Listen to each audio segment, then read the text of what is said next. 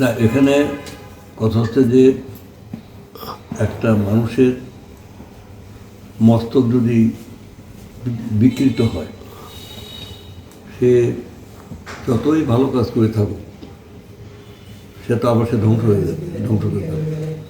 আমাদের কথা হলো যে মানে আমরা কোনো ব্যক্তিকে ঘৃণা করি না, আমরা তার মানে কাজকে ঘৃণা করি।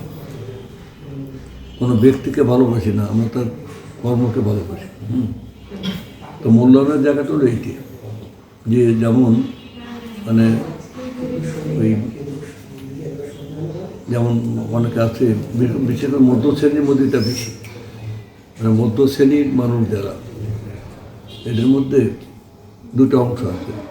একটা হচ্ছে চরম সুবিধাবাদী, তারা একেবারে মানে নিজের জন্য সব কিছু করতে পারে, তার স্বপ্নের উপরে ওঠার চেষ্টা করে।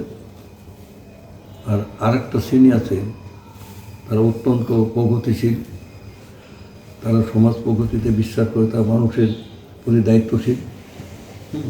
এরকম মনে রাখতে হবে যে আমাদের দেশ কিন্তু কৃষকের দেশ।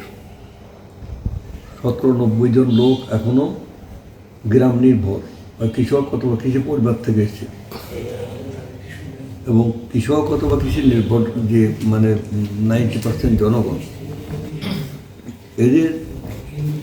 এদের নিয়ে কেউ ভাবে না। আর ওই যে সমাজের যে ওই শ্রেণীতে মানুষগুলো, মানে সে ফ্যাসিজমকে আরও উৎসাহিত করেছে। এরকম কিছু সাংবাদিক, এরকম কিছু মানে বুদ্ধিজীবী, তাদের এই বুদ্ধিবৃত্তি হচ্ছে মানে সুবিধাবাদী মানে চরিত্রের বাড়ায় দিয়ে দেবে।